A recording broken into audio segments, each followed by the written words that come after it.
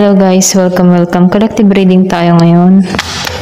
Tingnan natin kung ano yung current energy ng person mo. Be open-minded po, hindi po halos lahat makaresonate, kaya piliin nyo na lamang. And thank you nga po pala sa mga nag-subscribe, lalo na sa mga bumabalik. Marami pong salamat. Give me the message for collective. Ano yung current energy ng person mo? Devil. May devil dito. Okay. Nandito siya sa devil energy. Give me the message. Ano yung current energy ng person mo? Queen of Cups. Ano yung current energy ng person mo? Seven of Pentacles. Ooh.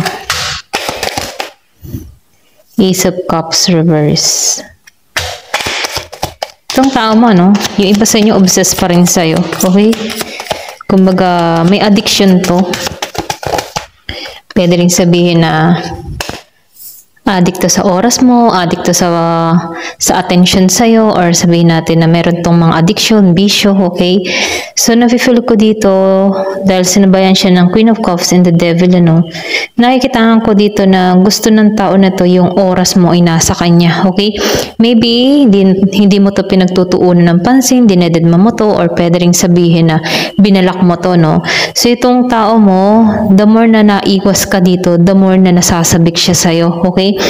Then, nakikitaan ko rin dito sa Seven of Pentacles and Ace of Cups, wala kang ginagawa para sa tao na to, no? Maybe mas naka-priority ka sa ibang bagay, or pwede rin sabihin, meron kang mga pinagkakaabalahan, kaya nawawalan yung oras mo sa tao na to, or pwede rin sabihin, pinag-aaralan mo ng alisan to, okay? So, nakikitaan ko rin dito na yung iba sa inyo, naka-moving forward, or pwede rin sabihin naka-moving on na sa sitwasyon, hindi mo na to binibigyan ng oras at panahon dito, okay? Nakikita ko rin dito na maybe ikaw, nawawala na yung love mo, or pwede rin naka-moving on ka na dito, no? Kumbaga, hindi mo na to iniisip pa, ayaw mong magulo yung isipan mo, ayaw mong mabagabag, ganun. So, nafe-feel ko dito, the more na ikaw ay nagiging mailap sa tao na to, the more na nagsising in sa isipan ng tao na ito ikaw, okay? Kumbaga, pumapasok ka lagi sa isipan ng tao na to. Ito lang nakikita ko. Meron ka ditong Capricorn, Scorpio, Cancer, and Pisces, Virgo, Capricorn, and Taurus, okay? So, malakas ang water sign. So, nakikitaan ko rin dito, maybe ikaw, sinusunod mo yung instinct mo dito sa tao mo, no? So, nafe-feel ko dito, itong tao mo ay lalong na-obsess sa'yo. Okay? So, nakikitaan ko dito yung the Wheel of Fortune. Nakikitaan ko dito, no? Ikaw, nawawalan ka ng interest dito, no? Kasi nakikitaan ko dito, mas naka-priority ka sa ibang bagay, okay? Pwede rin sabihin sa kabuhayan mo, or pwede rin meron pumupukaw sa ng ibang interest, ano? Or pwede rin meron ditong tao na new person kang ini-entertain, ano? Kaya, nawawalan yung love mo dito sa tao mo, or nawawalan na yung pagpapahalaga mo dito sa tao mo. Ito lang yung nakikita ko, no? Pero itong tao mo, andun pa rin yung yung passion, yung masidhing nararamdaman nito, okay? Temperance. So, nafe-feel ko dito, wala pang tagumpay, or pwedeng sabihin nakakaramdam to ng kalungkutan, okay? Failed, or pwedeng nadi-disappoint siya kasi wala ka nang binibigay na oras dito, okay? So, nakikita ko dito, meron dito nag-iintay. Pwede rin sabihin kung malayo kayo sa bawat isa, kontrata, okay? Nakikitaan ko dito, miss ka ng tao mo. Give me the message. Yung iba sa inyo, nagbabalak mag-travel, or pwede rin sabihin, nagbabalak kang lumipat dito. So, nakikitaan ko dito, no? Meron ditong pagkikitang muli, or pwede rin ito yung balak niya, no? Tagpuin ka, puntahan ka, okay? Kasi nahihirapan to dito sa Knight of Swords. Pwedeng inaalisan mo na to. Gusto nitong maging maayos, okay? Meron tong hinihiling dito sa connection na to, pero hindi nagiging matagumpay. So, nakikitaan ko dito yung 444. Nakita ko dito sa aking oras. So, meron ka ditong ginagawa, na kung saan meron kang nililibang or pwede rin sabihin, nililibang mo yung sarili mo. Okay? Ito lang nafe-feel ko. Kumbaga, iba yung energy mo dito sa tao mo. Okay? Pwede rin napagtanto mo na kailangan ng alisan to, or pwede rin sabihin na imbis na isipin mo tong tao mo to at bigyan ng oras at panahon, mas pina-priority mo dito yung sarili mo. Okay? So, tingnan natin dito, kung ano yung mensahe sa'yo. Kasi nafe-feel ko dito yung pagbabalak ng tao mo na puntahan ka sa tahanan mo.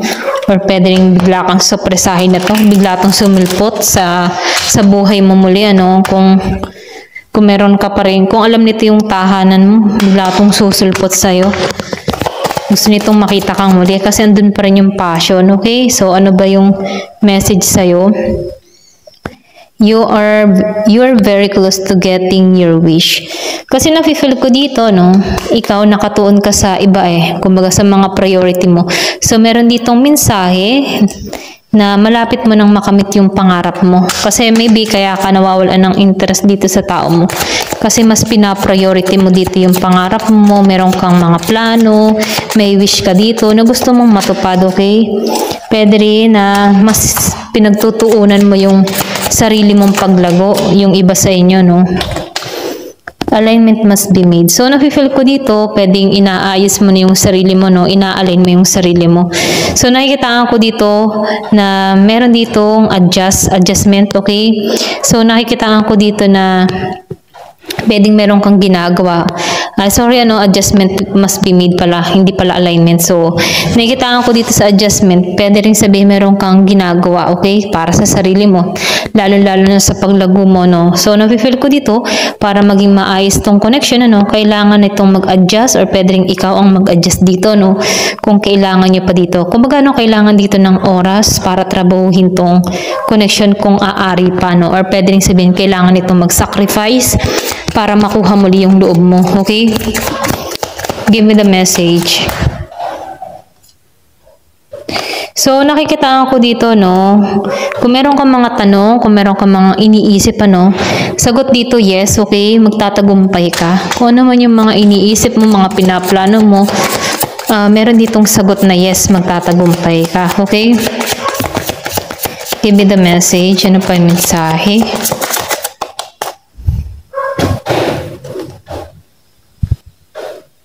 So, nakikitaan ko rin dito, alam mo yung tipo na kaya ka hindi nagtutuan sa tao na to kasi masyado ng unhealthy, hindi na masigla or hindi na healthy yung connection, Pwede rin marami ng, kumbaga sabihin natin na hindi na worth it para ipaglaban or hindi na worth it para trabahuhin to, Pwede rin sabihin na pagtanto mo, na kailangan mong unahin yung sarili mo, okay? Pangalagaan yung kalusugan mo, Kasi nafe-feel ko dito marami ka ng binuhos na enerhiya sa tao na to, So, nakikitaan ko dito na gawa ka ng adjustment para sa sarili mo, para sa ikatatagumpay mo. So, nafe-feel ko dito mas pinagtutuunan mo dito yung sarili mong paglago, okay? Yung kumbaga individual na paglago. So, nakikitaan ko dito, mas nakatuon ka sa sarili mo, okay? Ito lang nafe-feel ko sa'yo, Mas nakatuon ka sa sarili mong paglago, sa makakamit mo, ganun. Ganun lang yung energy mo dito. So, nakikitaan ko dito na tinulungan mo yung sarili mo, okay? So, the more na tinutulungan mo yung sarili mo, nagiging ka lang matalino, Kumbaga, meron kang mga pinagpapasyahan para sa paglago mo, So, nafe-feel ko dito yung abundance, Kumbaga, palapit na yung kasaganahan, abundance para sa'yo, Kasi nafe-feel ko dito, mas pina-priority mo talaga yung sarili mong paglago, okay? Kaya ikaw, nawawalan ka ng interest dito sa tao mo. Pero the more na umiiwas ka at hindi mo to pinapansin, dinededma mo to, binabaliwala mo to, andun yung pagkasabik niya, Okay? Parang challenge sa kanya na makamit kang muli or makuha kang muli, So, nakikitaan ka ng tao na to na challenging, okay? Kumbaga, nabubuhayan siya dito ng dugo, okay? Ito lang nakikita ko. Pero ganun pa man, Nasa iyo pa rin yung decision. So, tingnan natin dito sa telepathy card. Okay? Kung ano pa yung mensahe sa'yo.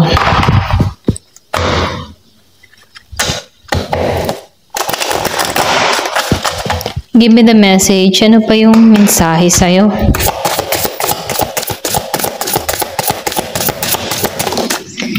Meron ka dito na honor. So, nakikita ko dito, no, na ikaw yung tipo ng tao na magalang, ano, or pwede ring sabihin na may respeto ka, okay? The more na nagre-respeto ka sa tao, ganun din yung nare-receive mong respeto. So, nakikita ko dito, once na makatagpo ka, or pwede rin sabihin, meron kang hinahanap na isang relasyon, ano, na kung saan, once na nakikitaan mo to na merong paggalang or pagrespeto sa'yo, mas lalong tumatatag ito, ano. Pwede rin sabihin, respeto sa oras, respeto sa attention, okay, or respeto sa'yo, okay.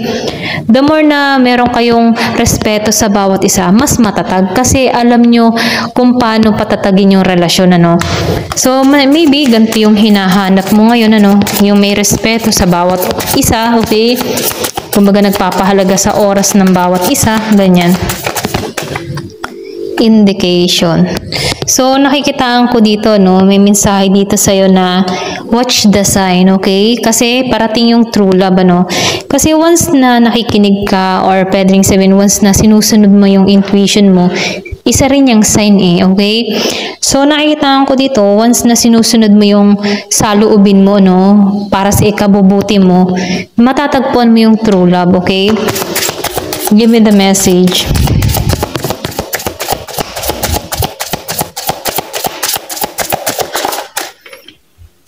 Meron ka ditong cherish. So, meron ditong protect your relationship well. Kasi nafe-feel ko dito, no, ikaw, or pwede rin sabihin, meron ditong tao na tutungo sa'yo, no, kasi nafe-feel ko dito yung true love, yung may respeto sa bawat isa. So, nakikitaan ko dito na meron ditong tao na tutungo sa'yo, na i-cherish ka, no. Kumbaga, por protektahan ito yung relasyon na meron kayo. Pwedeng new person to, no, na parating. Kasi nafe-feel ko dito, unexpected tong parating sa'yo, kasi hindi ka nakatuon dito sa love, okay? Yung iba sa inyo, no, hindi nakatuon sa love, okay? Kumbaga, inaalam mo lang dito kung anong nangyayari sa person mo, pero nafe-feel ko sa'yo, hindi ka nakatuon dito sa person mo physically, or personally, ano. So, nafe-feel ko dito, maybe nakikichismis ka lang kung anong ganap sa tao mo, nakikibalita ka lang.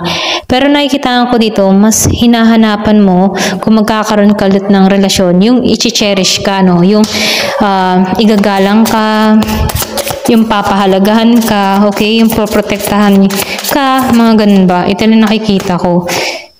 Telepathy. So, nakikita ko dito, no, malapit mo nang matagpuan to. Okay, ito lang nakikita ko.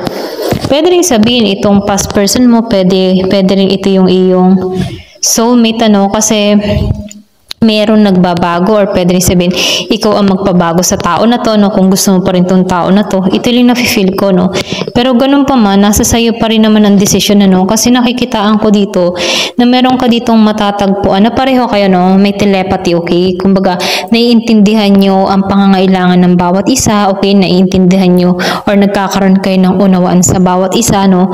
So, nakikitaan ko dito na meron ditong harmony, okay? Kumbaga, payapa lang yung samahan, okay? Pwedeng ito yung ma-attract mo dito. Ito lang yung mensahe. Ayan. Thank you for watching. Love and peace.